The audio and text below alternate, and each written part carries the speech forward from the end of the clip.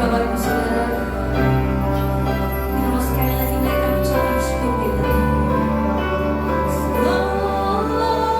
Pujian dan syukur hanya bagimu, Yesus.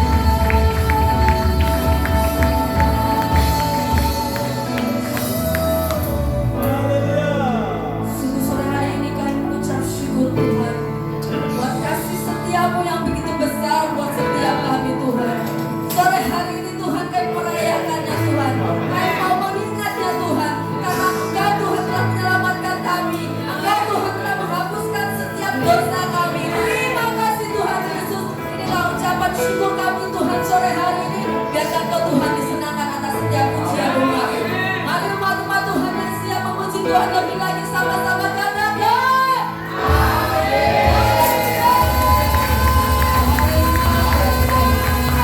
Sekali lagi boleh berikan sorak-sorai yang paling dahsyat buat Tuhan. Siapa yang percaya bahwa Tuhan mati buat kita? Amin. Yang percaya boleh lambaikan tanganmu buat Tuhan. Haleluya. Kasih tepuk tangan yang paling dahsyat buat Tuhan kita. Amin. Sebab Dia baik dalam hidup kita. Amin. Haleluya Tuhan.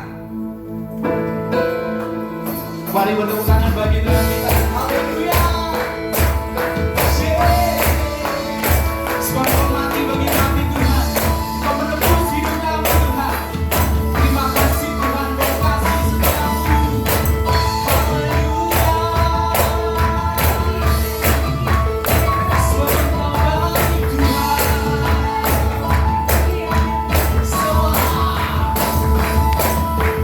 Dia mati bagi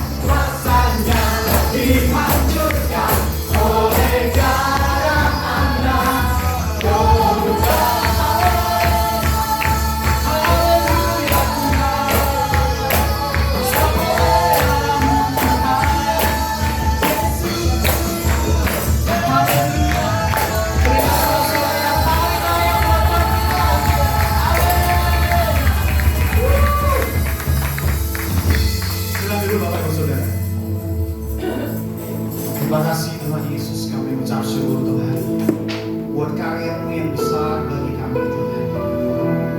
Kaulah nafas kami Tuhan, Kaulah beri sumber kami Tuhan. Kami jadi hidup Tuhan tanpa kasih-Mu Tuhan. Terima kasih Yesus.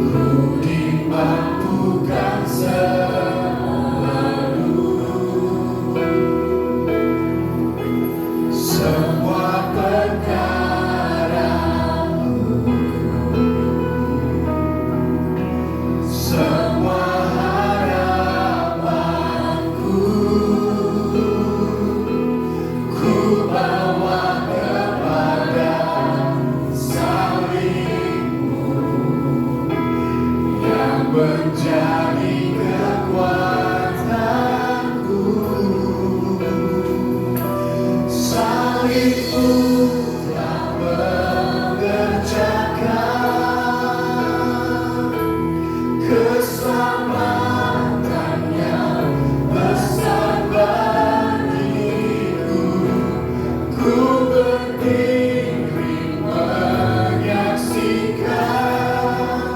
Kau setia dan hidup dalam.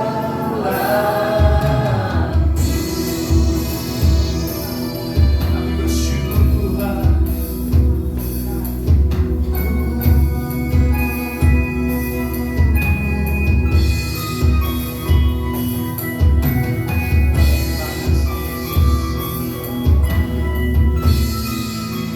Katakan, Engkaulah nafasku, Engkaulah yang menjadi sumber bagi kami Tuhan. Engkaulah sumberku. Haleluya Yesus. Dengan kekuatan salibmu, ku dimampukan selalu. Katakan semua perkara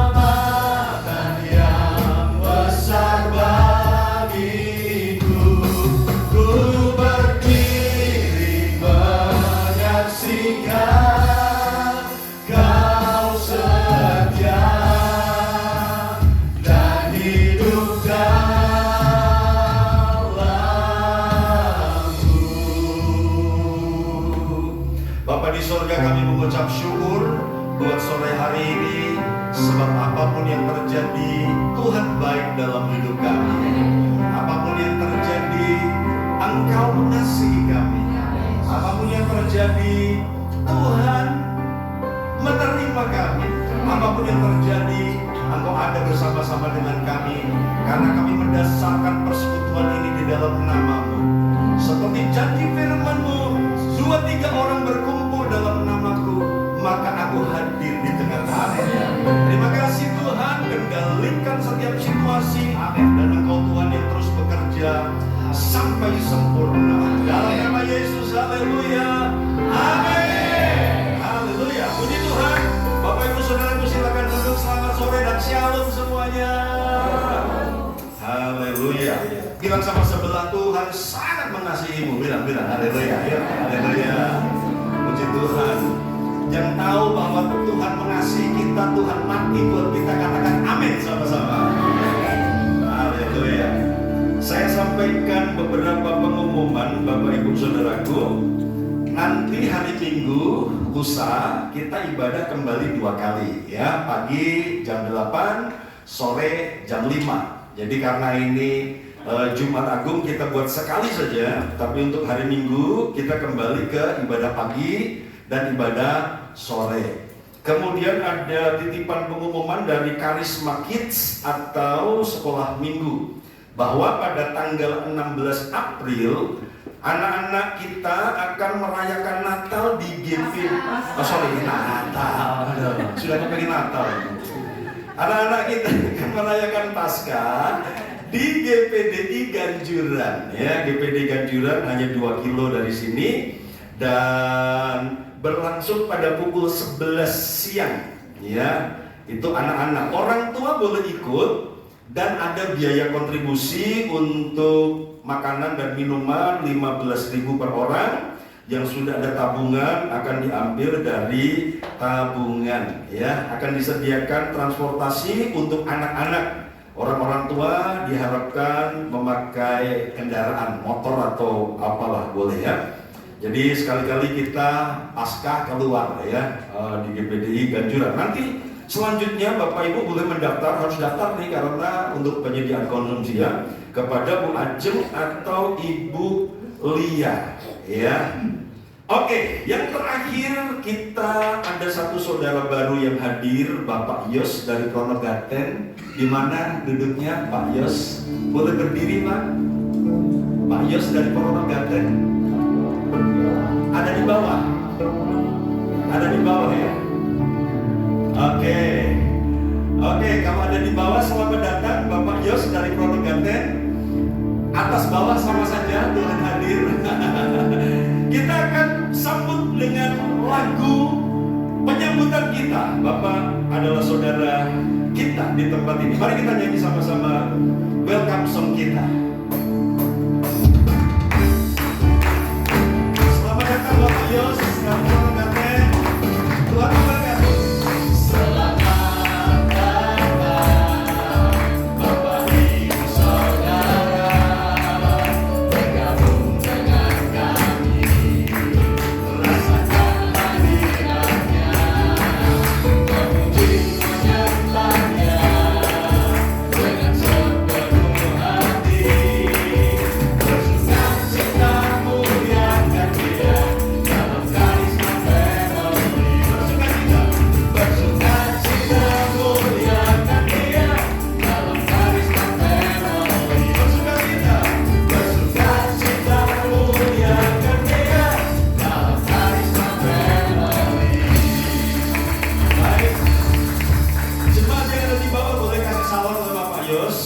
Dan nanti mohon Pak Yos tidak buru-buru pulang, akan ada Pak Buas yang akan ngobrol sebentar.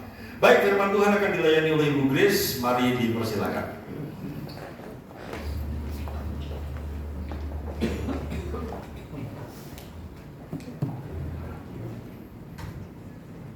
Shalom Bapak Ibu Saudara. Shalom. Ya, perkenalkan nama saya Maria Magdalena. Ya. Saya datang jauh-jauh dari Israel ya.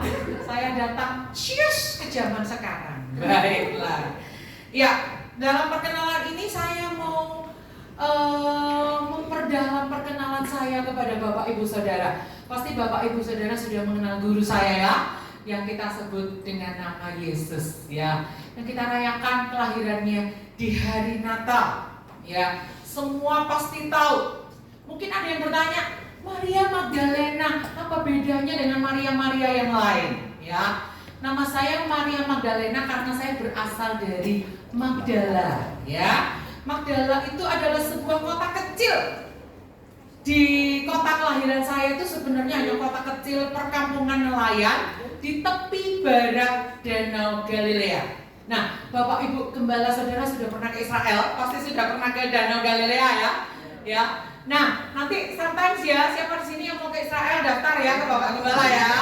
Baik. Nanti kita akan jalan-jalan ke perkampungan saya, yaitu di perkampungan nelayan di tepi barat Danau Galilea. Percaya nggak kalau saya datang dari Israel? Enggak ya? Ini loh, saya udah pakai jumbai, udah pakai kayak gini, tulisan-tulisan Israel masih nggak percaya ya? Oke.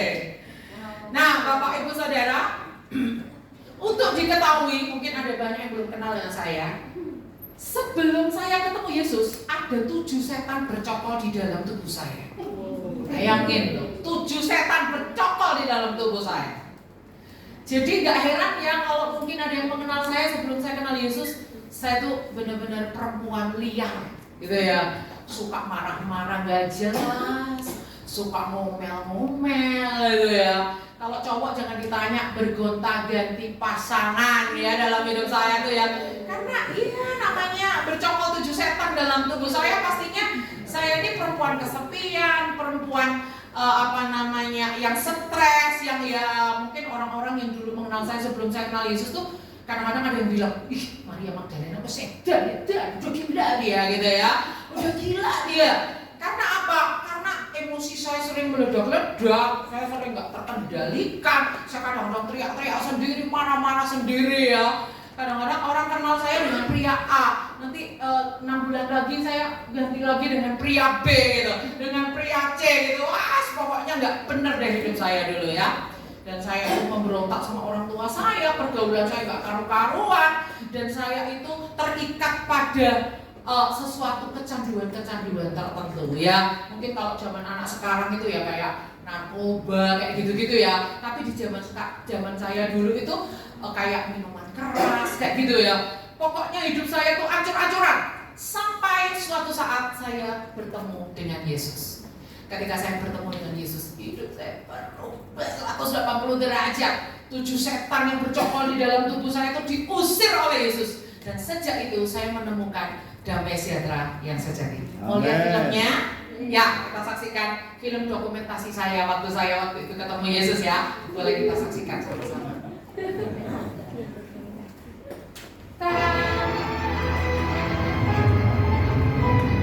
Mein guter Vater, du hast die richtige Seite gewählt.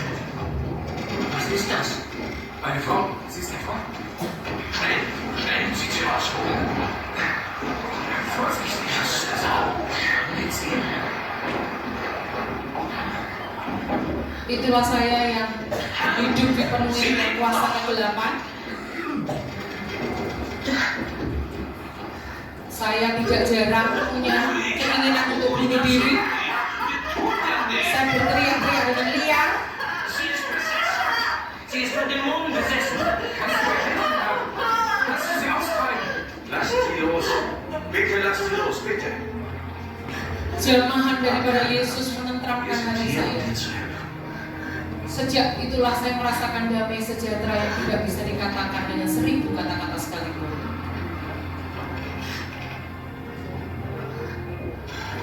Disitulah saya merasakan ketenangan yang Ihr sejati. habt das Gebot gehört. Sejak saat itulah saya mengikut kemanapun Yesus pergi. Doch ich sage, wenn Saya ikut kemanapun Yesus pergi, kemanapun Yesus melayani, saya mengikut Dia. Karena ada satu perubahan di dalam hidup saya yang gak bisa dijelaskan dengan kata-kata. Orang-orang yang dulu mengenal saya itu liar, orang-orang yang dulu mengenal saya itu terhilang, orang-orang yang dulu mengatakan saya itu gila. Sejak saya ketemu Yesus, mereka heran, loh Maria Magdalena kok gak seperti dulu ya? Kok sekarang kok tenang, jadi perempuan baik-baik, sekarang kok bisa ramah, kalau diajak ngomong kok bisa mudeng gitu ya, kok nggak pernah teriak-teriak lagi kayak dulu. Nah itulah saudara, bagi saudara sini yang belum pernah berjumpa dengan Yesus, sayang banget kalau nggak kenal Yesus, sayang banget kalau nggak berjumpa dengan Yesus, karena perjumpaan dengan Yesus itu benar-benar akan membuat hidup kita berubah selama-lamanya, nggak akan sama lagi dengan yang dulu. Nah, saya mengikut Yesus gak sendirian, Bapak Ibu Saudara. Ada teman-teman saya yang ikut Yesus, diantaranya adalah Yohana istri Kusa. Juga ada teman saya bernama ada lagi Yohana istri Kusa. Kusa itu siapa? Itu adalah bendahara. Ya, bendahara Herodes. Dan juga ada teman saya namanya Susana. Dan banyak perempuan-perempuan lain yang gak dicatat dalam Alkitab, tapi mereka tuh teman-teman saya. Kami ini mengikut Yesus, Yesus ke kanan, kami ikut ke kanan, Yesus ke kiri, kami ikut ke kiri. Walaupun nama murid Yesus yang tercantum cuma 12, kami ini ya dianggap murid gak resmi ya boleh lah, tapi kami boleh disebut pengikut Yesus atau boleh disebut murid Yesus yang perempuan. Karena kami orang Yahudi itu sangat mengagung-agungkan gender laki-laki, sehingga perempuan tuh kayak second class gitu deh. Tapi ya gak apa-apa lah, mau dibilang second class lah apalah, saya gak peduli. Pokoknya kemana pun Yesus pergi, saya mau ikut. Dan Bapak Ibu Saudara mungkin pengen tahu, ngintil Yesus mau ngapain sih? Ya kami melayani Yesus cuma ngintil-ngintil gitu aja ya. Yesus yang bikinkan sarapan tuh kami, yang bikinkan kalau zaman sekarang teh atau kopi itu kami yang bikinkan ya. Tuhan Yesus sibuk banget loh, sampai kadang gak sempat makan loh. Kami udah capek-capek masak, dingin gak dimakan. Loh Tuhan Yesus gak dimakan, gak sempat. Maaf ya Maria. Wah ya, kadang-kadang kami udah masak tuh gak sempat dimakan, saking sibuknya Yesus. Terus kami sering kadang-kadang heran ya, Tuhan Yesus pagi-pagi dicari, murid-muridnya pada heboh. Maria Magdalena, kamu lihat Yesus gak? Enggak. Dari tadi tak cari gak ada loh. Coba aja lihat di luar, dicari sama murid-murid Yesus. Ya ampun, jebulannya Tuhan Yesus lagi berdoa. Pagi-pagi dia lagi mencari wajah Bapa, dia lagi bersekutu dengan Bapaknya. Padahal ya, cuma sekali tok loh Tuhan Yesus ngajari kami berdoa. Doa Bapa kami itu cuma sekali tok. Tapi teladannya itu tiap hari. Bayangin, saking dia tuh tiap pagi berdoa, subuh-subuh matahari belum terbit dia udah berdoa. Sampai kami ini kepo gitu, cara berdoa itu gimana gitu. Sampai murid-murid tuh tanya sama Yesus, Yesus caranya berdoa itu gimana sih? Lalu Yesus ngajarin kami itu doa Bapa kami gitu ya. Jadi apa yang kami lakukan, kami melayani rombongan Yesus, gak cuma Yesus kok, murid-muridnya kami bikinkan juga. Ya kalau zaman sekarang kayak nasi goreng lah, capcay lah gitu ya. Tapi itu masakan Israel, kalau di lidah Anda rasanya gak enak ya. Masakan Israel gak seperti masakan Indonesia yang begitu wow, yummy gitu ya. Nah kita lihat di sini, saya mau sampaikan di sini dari mana kami masak buat Yesus itu. Biayanya dari mana? Ya dari kantong kami sendiri gitu. Saya sama teman-teman saya itu perempuan kaya-kaya ya.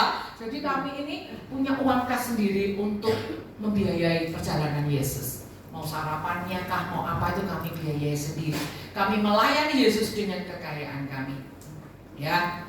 Dan jangan ditanya, apa sih pengalamannya Bu Maria Magdalena ikut Yesus? Pengalamannya banyak. Saya senang sekali melihat Yesus melakukan mujizat. Orang sakit disembuhkan, orang kusta ditahirkan, orang lumpuh dibangkitkan, orang buta dicelikkan. Jangan kebalik ya, orang buta berjalan, orang lumpuh melihat. Nah itu kalau itu dari dulu ya kan. Kalau orang buta berjalan, orang lumpuh melihat itu dari dulu. Tapi kalau Yesus beneran, yang lumpuh berjalan, yang buta melihat kayak gitu, yang tuli mendengar. Wah benar-benar Tuhan Yesus itu benar-benar dahsyat. Dan setiap hari nggak pernah ada hari di mana saya nggak kagum sama Yesus. Ya, baik. Saya akan tunjukkan salah satu aja mujizat Yesus, bagaimana Dia membangkitkan orang mati. Ya, kita akan saksikan video ini.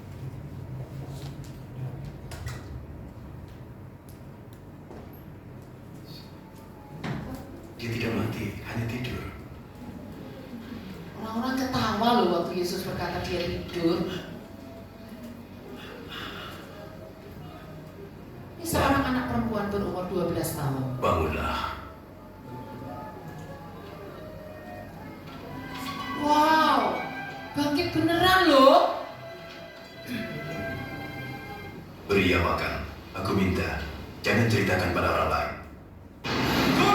Begitu anak itu bangkit, Tuhan Yesus bilang, beri dia makan. Nah di sini mungkin ada di antara kita yang mengalami kematian, walaupun kita semua masih bernafas. Kematian apa itu? Mungkin mati semangatnya, mungkin mati rasa percaya dirinya, mungkin mati kerinduannya datang pada Tuhan, datang hanya sebagai kewajiban, hanya agama, hanya melakukan ritual agama. Mungkin di sini ada yang mati semangat hidupnya. Ayo datang sama Yesus. Yesus tuh loh bisa membangkitkan yang mati. Yesus tuh bisa melakukan suatu perubahan dari yang mati menjadi hidup.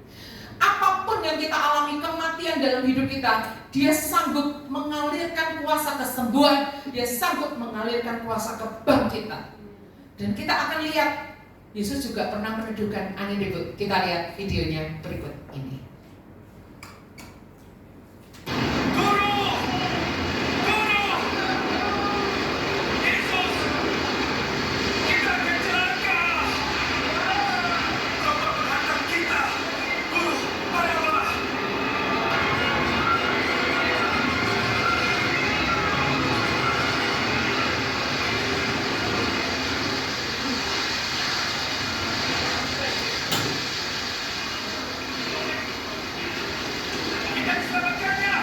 Di manakah imanmu?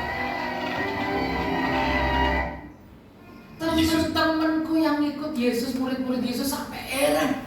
Orang apakah dia ini? Angin ribut aja bisa diredakan. Orang apa ini?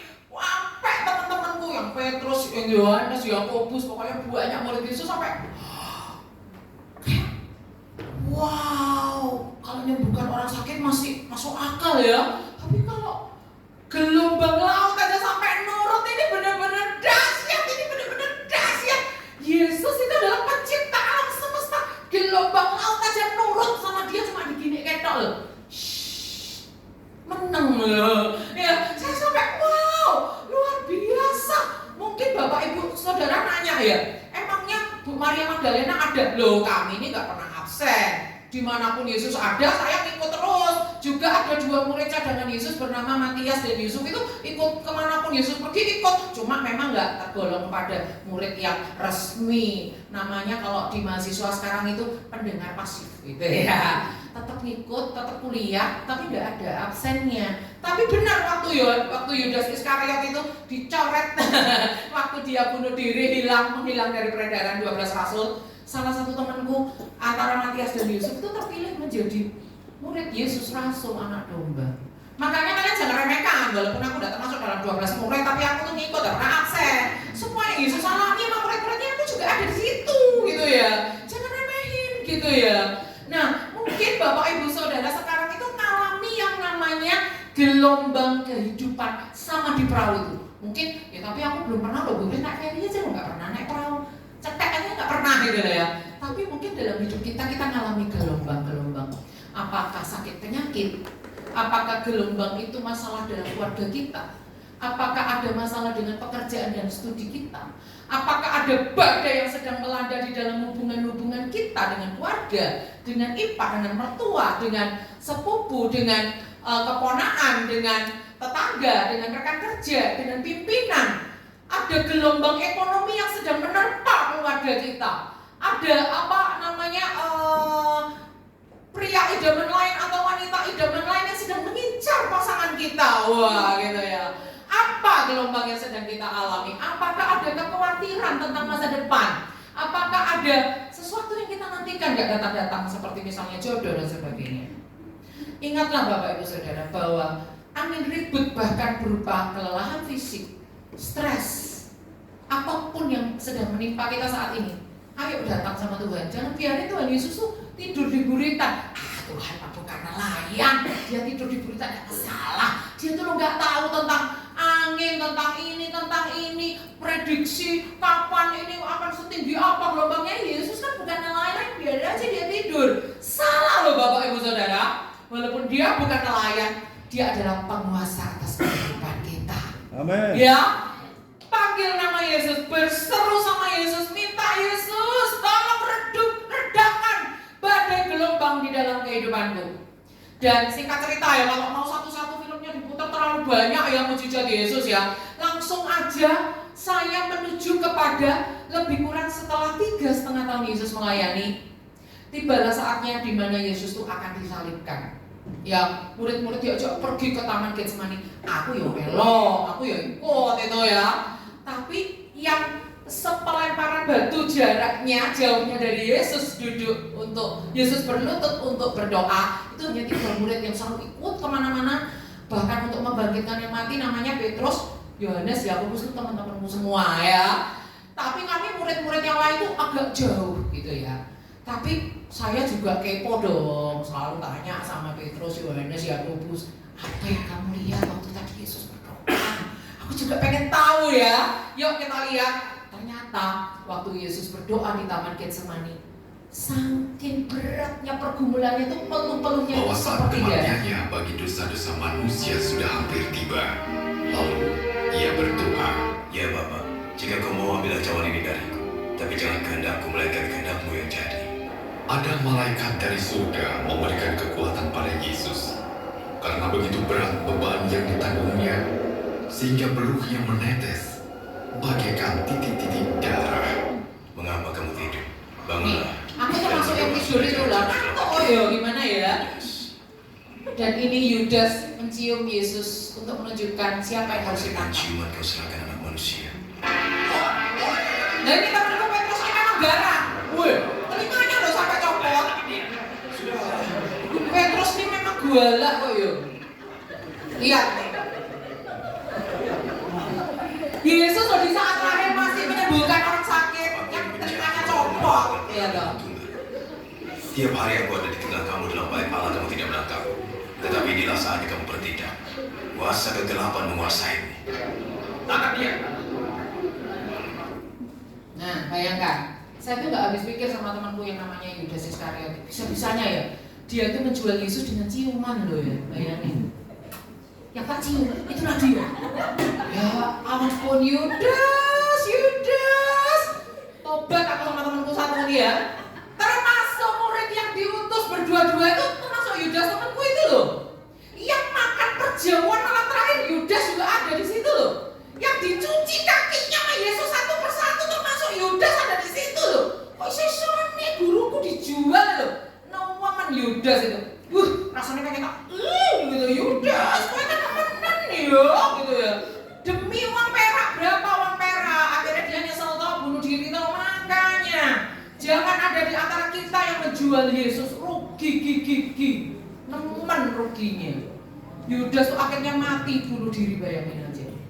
Kita lihat ya. Makanya kalau ikut Yesus tuh yang sungguh-sungguh. Jangan kayak temanku Yudas Iskariot itu. Dualah Yudas. Rasanya gitu ya, gue masak sama dia tuh ya. Tapi Yesus tuh baik banget loh. Perjamuan malam terakhir itu Yudas masih diperingatkan. Walaupun kita nggak ada yang mudeng yang diomongin Yesus, karena apa nggak ada yang mudeng. Tapi Yesus tuh masih memperingatkan, bayangin. Tapi Yudas ini yang namanya uang, dia lakukan segalanya. Bayangkan itu, uang di atas segalanya. Dan pada puncaknya, akhirnya Yesus disalibkan. Dan pada saat Yesus disalibkan, aku ada di situ. Murid-murid yang lain ngocar ngacir kecuali Yohanes. Tapi aku dan teman-temanku perempuan-perempuan yang mengikuti Yesus sejak di Galilea, kami berdiri dari jauh, kami melihat Yesus disalibkan, kami melihat Yesus disiksa, kami melihat mengantar Yesus sampai ke Bukit Golgota, Bukit Tengkorak. Kami melihat Yesus disalib di antara penjahat di kanan kirinya, walaupun dia itu nggak berdosa, nggak melakukan apapun yang layak untuk dia itu disalibkan. Saya ada di situ, aku ada di situ di kaki salib Yesus. Kita akan saksikan film berikut ini.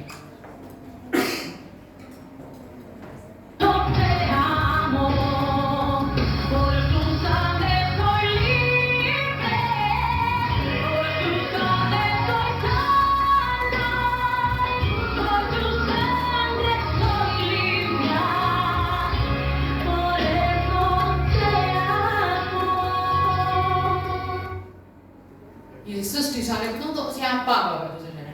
Ya untuk aku ini loh. Yang masa laluku bobrok kayak gitu loh. Dia mau mati buat aku. Dia mau mati buat kita semua. Dia mau mati sekalipun tinggal di dalam dosa. Bayangin aja itu.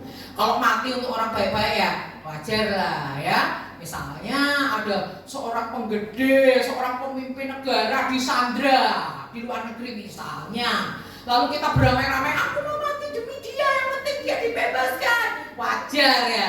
Tapi untuk orang yang sebobrok kita ini, orang yang masa lalunya kelam seperti kita ini, orang yang layaknya masuk neraka kayak kita ini, Yesus mau mati untuk kita. Itu benar-benar wow gitu, amazing gitu. Saya kalau membayangkan, wow, Tuhan itu luar biasa. Dan ada seorang bernama Yusuf dari Arimatea, dia itu orang kaya ya.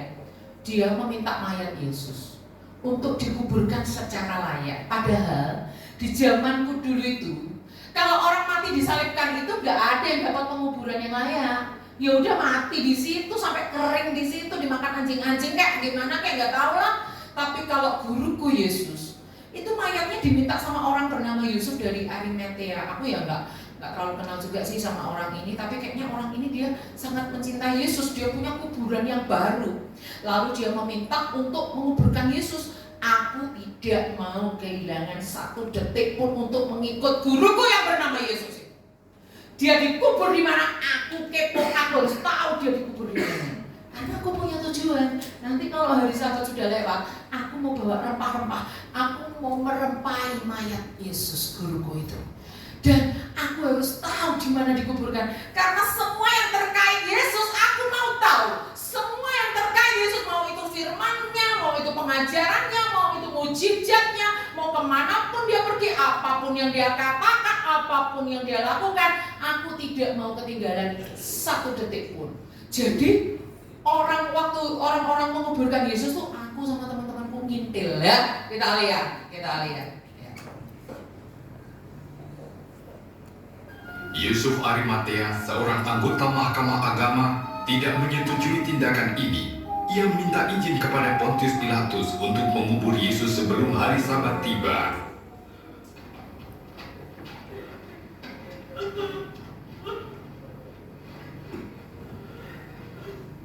Maafkan kami mengantar mayat Tuhan kami. Tidak apa-apa. Marilah, hari Sabat hampir tiba. Nah itu aku tuh. Maafkan kami ya, itu tadi aku yang ngomong. Nah ya, ternyata di mana Yesus dikuburkan, aku ingin tahu. Tapi setelah orang-orang Yusuf Arimatea pergi dan sebagainya, aku melihat kubur Yesus. Aku sama teman-temanku nggak pulang. Kami nangis sepuas-puasnya di depan kubur Yesus. Guru, kami nggak membayangkan guru kami itu sampai mati. Karena apa? Aku sama teman-temanku itu yakin, kita ikut Yesus. Suatu saat Yesusnya akan mengalahkan pemerintahan Roma. Nanti kalau Yesus mengalahkan pemerintahan Roma, dia jadi raja. Aku jadi juru kokinya aja nggak apa-apa, guys, gitu ya. Kamu yang jadi apanya? Ya aku ya harus di sebelah kanannya atau ya. Aku ya sebelah kirinya atau ya. Sebulannya Tuhan kami itu, guru kami itu mati. Nggak seperti yang kami bayangkan, kami pikirkan. Ya jelas aku sedih ya, wajar kalau aku sedih. Jadi aku nangis di depan kubur itu. Guru, apa bayangkan kalau nggak ketemu sama Yesus lagi, apa yang terjadi dengan hidupku ya? Apa yang aku harus lakukan kalau nggak ketemu sama Yesus lagi ya? Tapi setelah kami puas nangis, kami pulang. Kami tunggu kapan hari Sabat lewat ini. Kan Yesus kan matinya hari Jumat. Hari Sabtu itu hari Sabat. Begitu hari Minggu pagi tiba masih gelap. Ini hari yang tak tunggu-tunggu.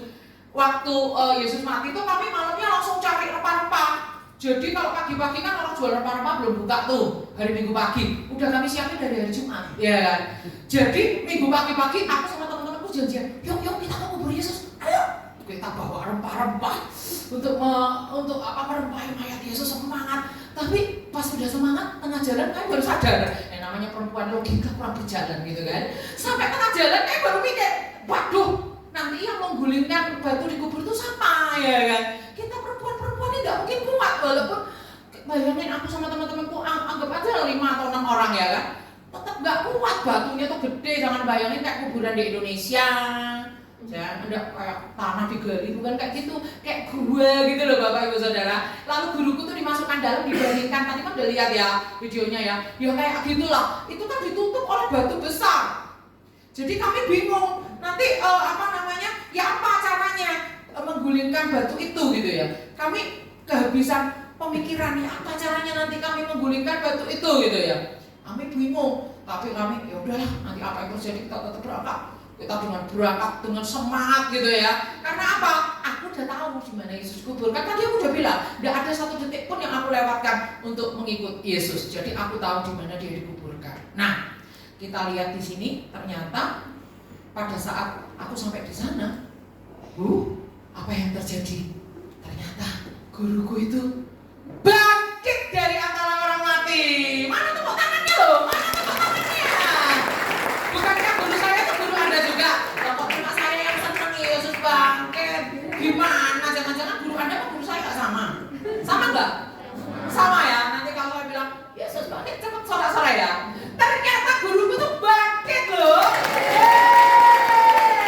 Haleluya. Yesus bangkit. Kita akan lihat videonya bersama-sama.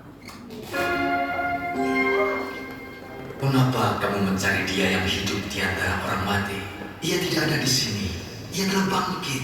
Seperti yang telah dikatakannya ketika di Galilea, bahwa anak manusia harus diserahkan ke tangan orang-orang berdosa, disalibkan, dan akan bangkit pada hari yang ketiga.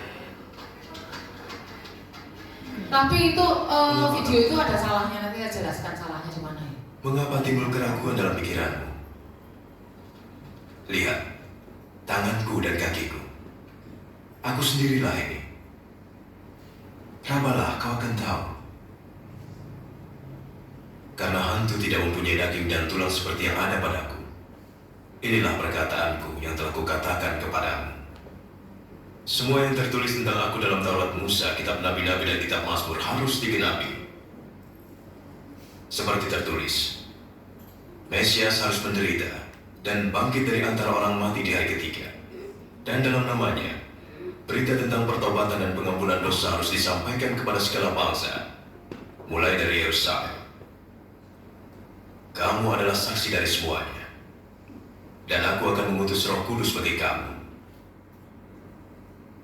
Iya, jadi itu sebenarnya dua video dijadikan satu. Jadi saya cerita yang sebelumnya itu videonya ada salah. Masa kain kapan yang menggulung Yesus tuh berantakan kayak gitu? Enggak kayak gitu ya. Kalau kita baca di Alkitab ya kan, udah tergulung rapi. Yesus tuh tertib bangun tidur digulung rapi.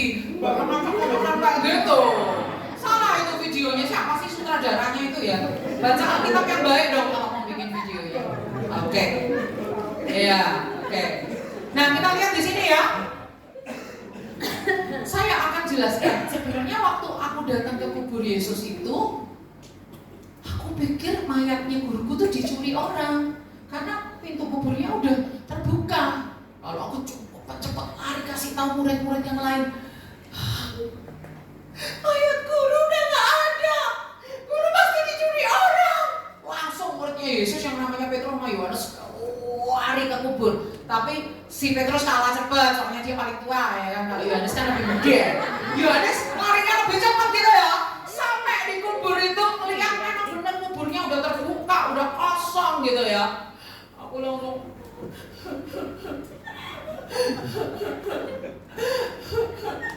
terus ada orang di belakangku tuh tak kira tuh tukang kebun.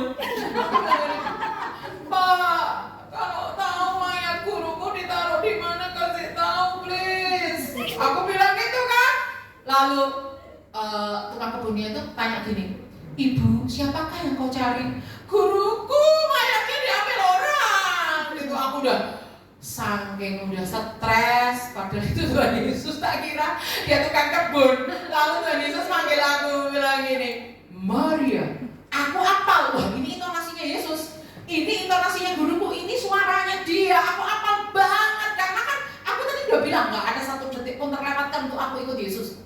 Tak tengok, benar nih, Yesus tenang nih, Yesus bangkit, udah mau tak peluk itu.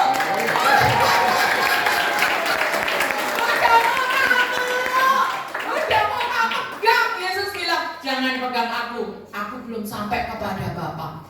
Pulang ke Galilea, kasih tahu murid-muridku kalau aku bangkit. Ya ampun, tak kira tukang kebun ya kan. Wah, parah saking stresnya katanya loh, Tuhan Yesus bangkit, apa bangkit aku nggak tahu, tak kira tukang kebun. Murid-murid itu loh ya nggak percaya, tak kasih tahu loh nggak percaya. Tuhan Yesus bangkit, Tuhan Yesus bangkit. Dalam Maria, kamu saking cintanya sama Yesus sampai jadi kayak gitu, ngibul, mimpi kali lo gitu. Bener, sampai mereka nggak percaya. Ada lagi 2 murid Yesus pulang perjalanan dari Emmaus, padahal mau pergi ke Emmaus. Di jalan ketemu Yesus, balik lagi nggak jadi ke Emmaus, kasih tahu murid-murid yang lain, tetap nggak percaya. Sampai akhirnya tadi video lanjutannya tadi, sampai Yesus menampakkan diri sendiri langsung ke mereka. Itu aja temanku yang Thomas absen, nggak melok. Itu aja Thomas, diceritain teman-teman nggak percaya. Katanya, kalau aku nggak mencucukkan jariku ya, ketukas lubangnya, tangannya, dan lambungnya itu, sorry ya, kalian itu cuma isapan jempol belakang. Temanku Thomas nggak percaya. Tapi setelah tak kasih tahu, setelah Yesus menampakkan diri khusus sama 12 murid, pas Thomas ada, Yesus tahu kali ini Thomas nggak absen, Yesus datang. Sampai untuk membuktikan Yesus bangkit tuh kita disuruh ngeraba tangannya, dia cari, kamu punya makanan nggak? Kalau tak makan di depan kamu, makan ikan goreng, bayang, no, itu. Yesus makan ikan goreng di depan murid-muridnya, di depan kami semua, untuk membuktikan bahwa dia itu benar-benar bukan hantu, tapi Tuhan. Dia bukan hantu, tetapi Tuhan. Nah, luar biasa Tuhan itu. Dan pada akhirnya dia naik ke surga. Kita akan saksikan videonya berikut ini. Tuhan memberkati dan memelihara engkau. Kepadaku telah diberikan segala kuasa di surga dan di bumi. Karena itu pergilah dan jadikanlah semua bangsa muridku, dan baptislah mereka dalam nama Bapa, Anak, dan Roh Kudus. Dan ajarlah mereka melakukan segala sesuatu yang telah kuperintahkan kepadamu. Dan ketahuilah, aku menyertai kamu senantiasa sampai kepada akhir zaman. Wah, itu peristiwa ketika Yesus naik ke surga. Sebelum itu dia menyampaikan yang kita kenal dengan amanat agung. Yuk Bapak Ibu Saudara, saya ajak buka Lukas 24 ayat 47. Lukas 24 ayat 47 ada di dalam video tadi. Saya sangat terberkati dengan kata-kata Yesus ketika dia menampakkan diri kepada murid-muridnya. Ini yang Yesus katakan. Lukas 24 ayat 47 saya akan bacakan.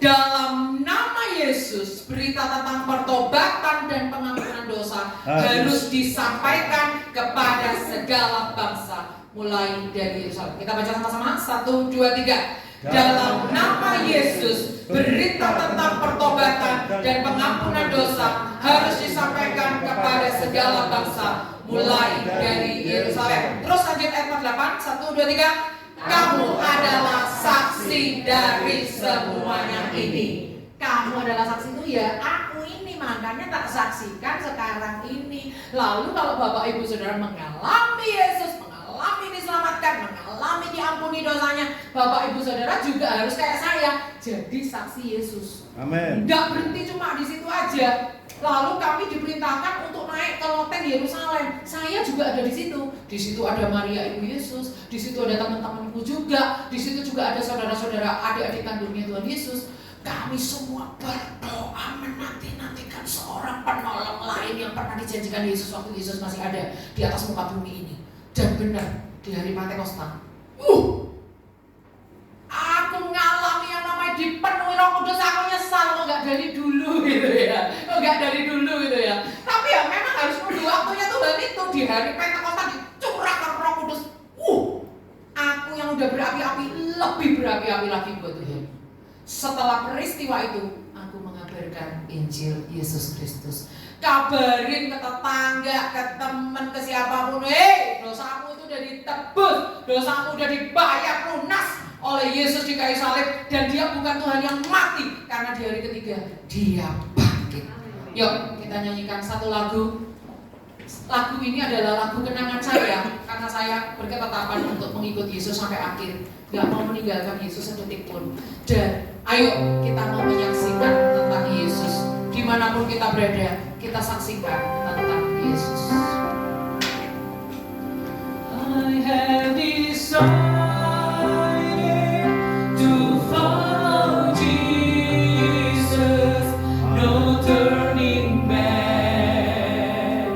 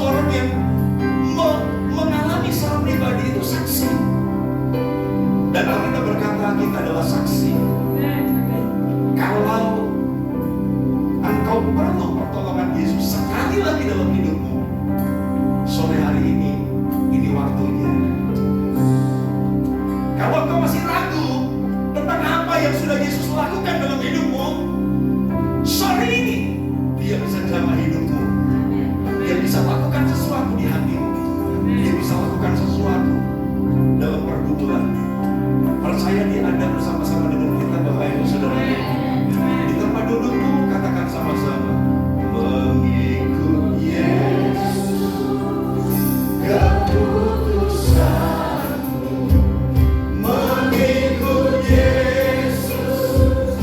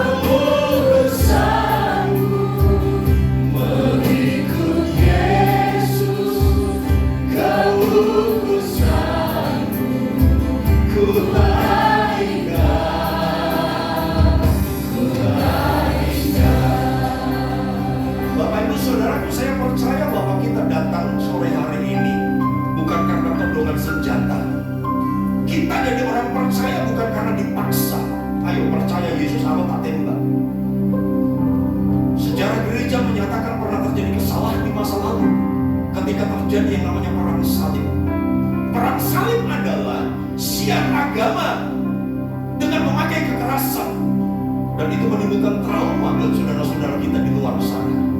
Mereka dipaksa jadi Kristen, apa tak potong. Dan akhirnya orang jadi Kristen karena takut.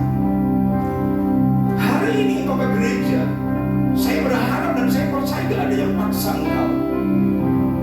Mungkin sudah lama engkau udah ke gereja, sudah lama engkau gak datang ke FC. Thomas gak datang komsel. Ternyata di komsel Yesus datang, saudara. Sudah lama engkau udah datang ke gereja dan sore hari ini engkau dengar firman Tuhan ini, gak ada yang paksa. Itu keputusanmu. Dan ketika engkau memutuskan untuk percaya Yesus, jangan pernah ingkari itu. Ku mau cinta Yesus selamanya. Ku mau cinta Yesus selamanya. Meskipun badai silih berganti dalam hidupku, ku tetap cinta Yesus selamanya. Ku mau cinta Yesus.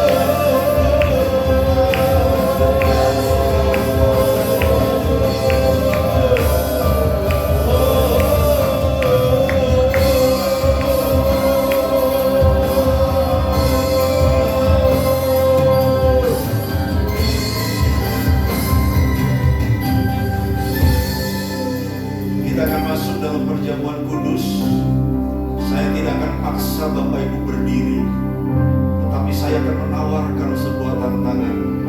Bapak Ibu Saudaraku yang ingin jadi seperti Maria dan Magdalena, silakan berdiri. Jangan terpaksa dan jangan karena ikut-ikutan. Kalau engkau ingin jadi seperti Maria Magdalena, silakan bangkit berdiri dan sembah Dia. Kita masuk perjamuan kudus, pelayan perjamuan maju ke depan.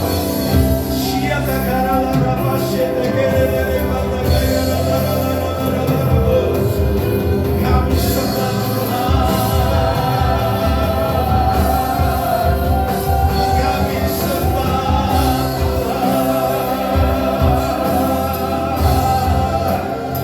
Kami sembah Bapa. Engkau baik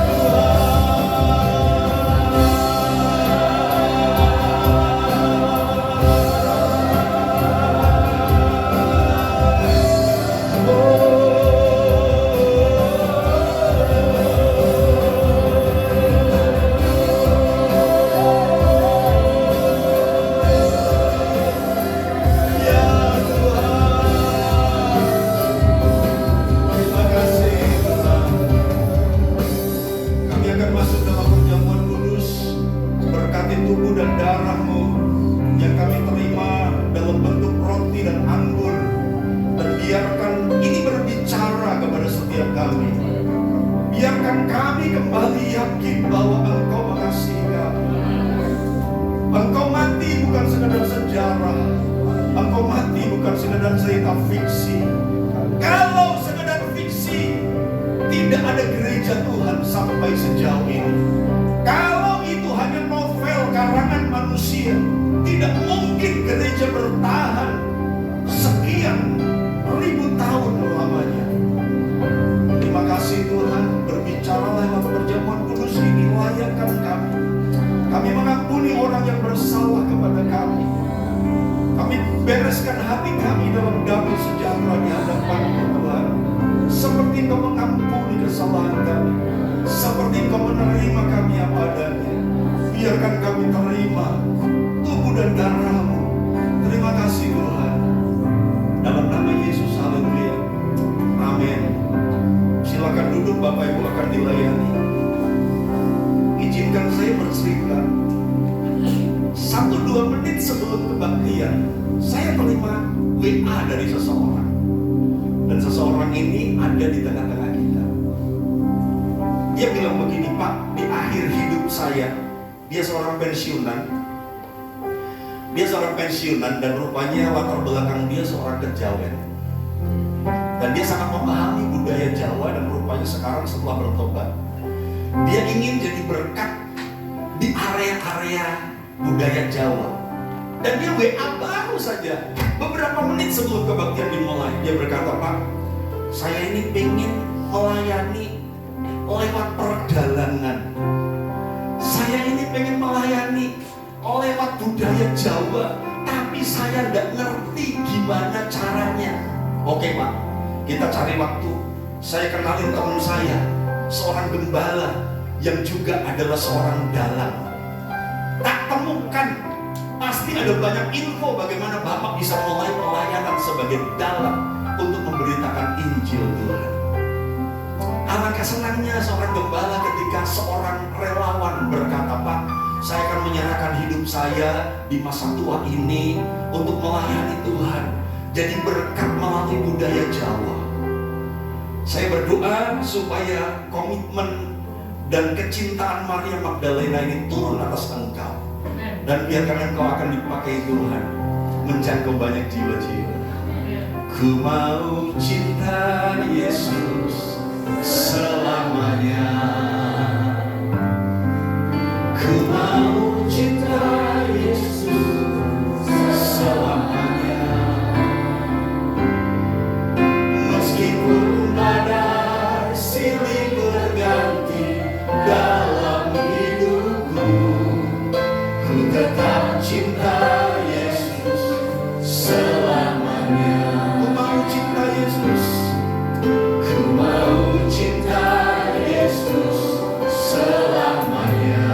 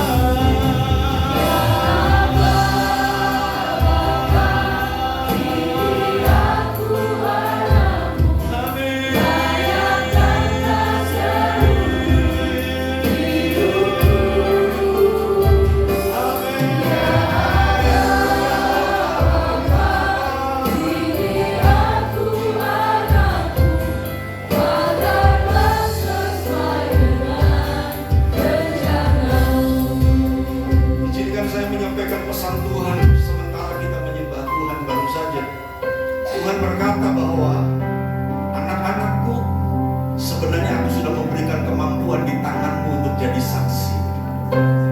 Layanilah aku dengan apa yang bisa diperbuat oleh tanganmu. Tuhan berkata bahwa beberapa orang dikaruniai talenta masak. Dan Tuhan katakan sore hari ini, layanilah Tuhan dengan kemampuan memasakmu. Beberapa diberikan karunia dan talenta untuk membuat kerajinan lewat tangannya. Dan Tuhan sampaikan sore hari ini, layani aku dengan karangan kerajinan hasil karya tanganmu, seperti apapun caranya. Beberapa orang punya perasaan belas kasihan kepada orang susah, dan Tuhan katakan, ikutlah aku, layanilah aku dengan perasaan belas kasihanmu itu. Beberapa orang punya kemampuan berbicara, dan Tuhan sampaikan malam hari ini, layani, ikut aku, layani aku dengan mulutmu, sehingga perkataan-perkataanmu itu bisa mengubahkan banyak orang. Beberapa orang diberi kemampuan menulis, dan Tuhan katakan malam hari ini, tulislah sesuatu tentang aku, beritakan tentang aku lewat tulisan-tulisanmu, ikutlah aku, pergunakan itu. Beberapa orang diberikan keuangan yang lebih dari cukup, dan Tuhan berkata, engkau bisa melakukan sesuatu dengan uangmu itu, anak-anakku. Bapak Ibu Saudaraku, perasaan kita, kemampuan tangan kita, kemampuan mulut kita, kemampuan imajinasi kreasi kita, Tuhan minta itu untuk kemuliaan namanya. Jangan fokus terus untuk diri kita sendiri. Engkau bisa masak, persembahkan itu untuk Tuhan. Kalau itu engkau katakan, Tuhan, aku mau belajar seperti Maria Magdalena. Tuhan, aku mau belajar mengikut engkau apapun yang terjadi. Tuhan bisa pakai tanganmu.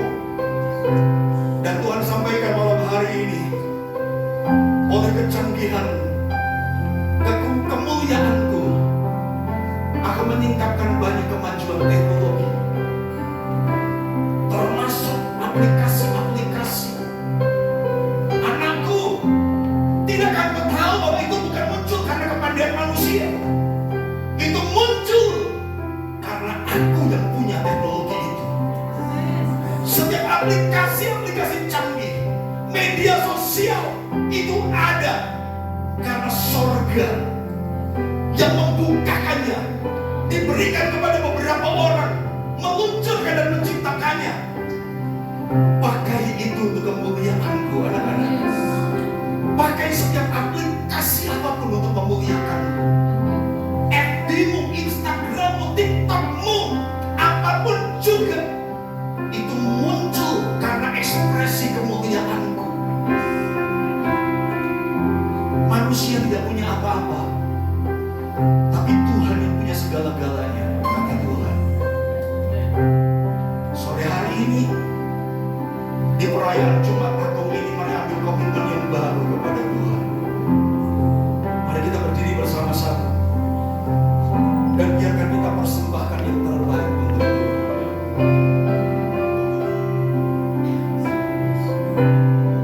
Biarkan musik mengalun, dan renungkan apa yang kau terima lewat roti yang ada di tanganmu. Mungkin ayat itu berbicara sesuatu kepadamu. Mungkin khotbah yang disampaikan dengan kreatif sore hari ini berbicara sesuatu kepadamu. Terima kasih Tuhan. Terima kasih Tuhan. Seluruh anggota badanmu disiksa, seluruh anggota badanmu mengalami kesakitan Tuhan, untuk membangun tubuh Kristus. Dan hari ini kami adalah tubuhmu, kami adalah tubuh Kristus, kami adalah gereja Tuhan. Biarkan kami mengikut Tuhan dan melayani-Mu dengan sepenuh hati kami Tuhan. Terima kasih Tuhan, terima kasih Tuhan. Mari angkat tubuh Yesus dengan tangan kanan kita. Angkat roti, sembahyang, katakan terima kasih. Terima kasih buat tubuhmu. Terima kasih buat tubuhmu. Terima kasih buat tubuhmu. Terima kasih buat tubuhmu. Haleluya.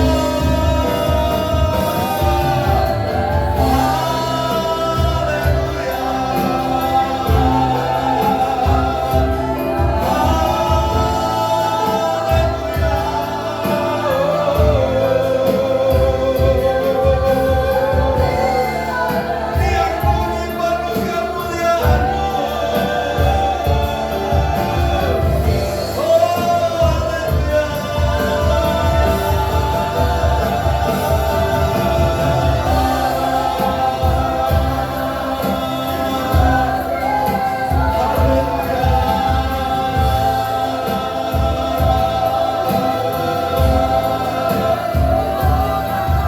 Terima kasih Tuhan.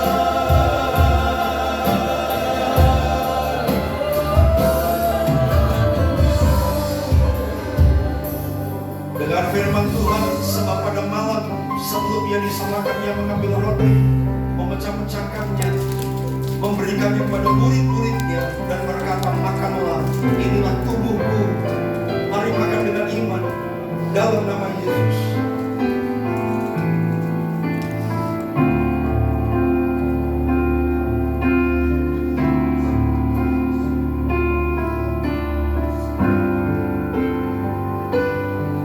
Terima kasih Tuhan.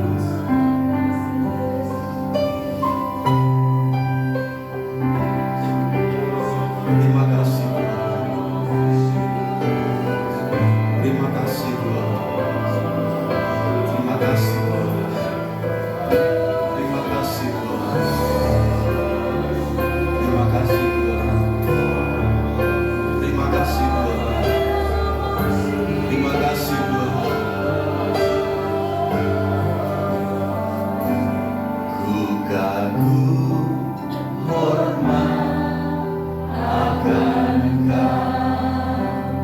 Ku kagum hormat akan Engkau. Kau Allah yang layak dipuji. Ku kagum akan Engkau.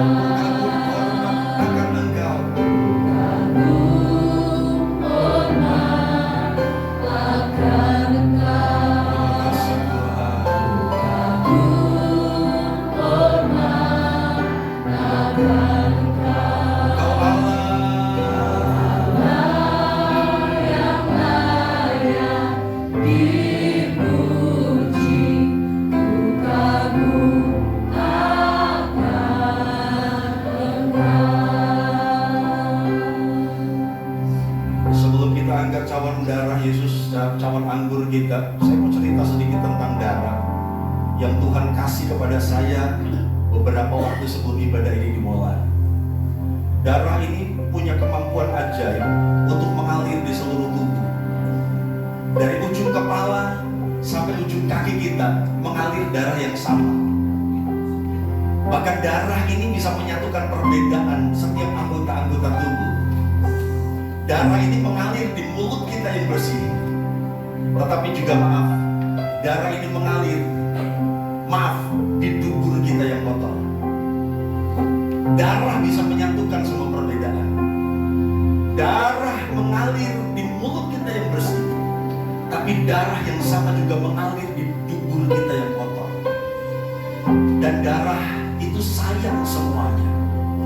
Semuanya dikasih nutrisi, semuanya diangkut sampah-sampahnya. Darah mengalir di mana-mana. Dan kita adalah tubuh Kristus.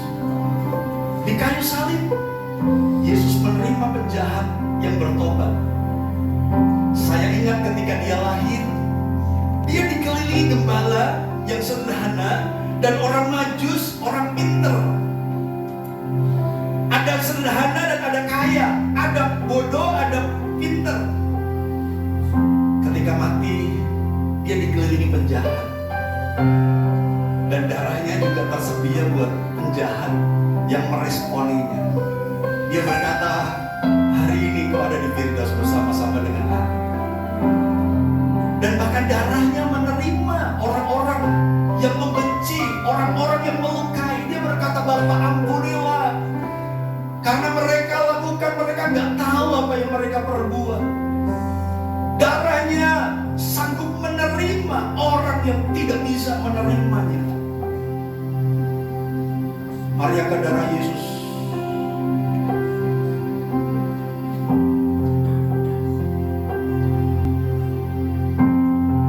Sebelum kita minum, mari ucapkan syukur karena darah itu mengalir di dalam semua gereja.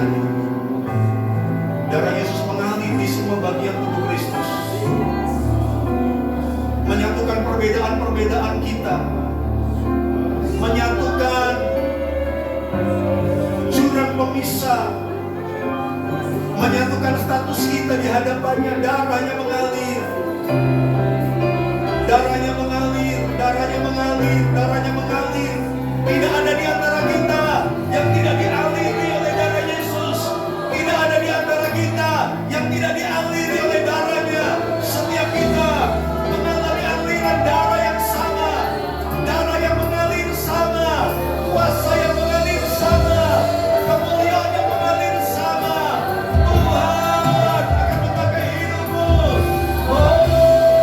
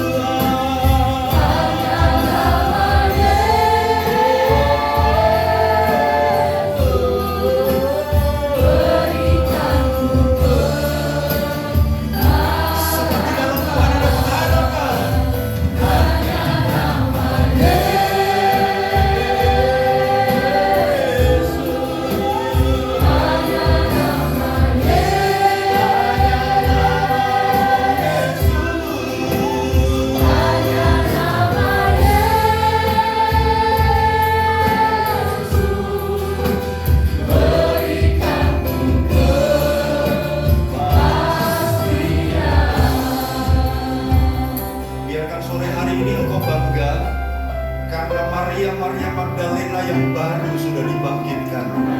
Maria Magdalena akhir zaman ada di tempat ini, Tuhan.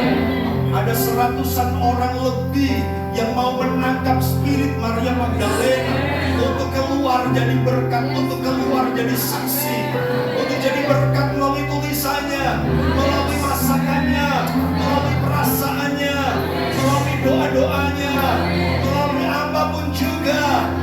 Mereka yang punya kaki, mereka akan melangkahkan kakinya untuk mengunjungi saudara-saudara seiman.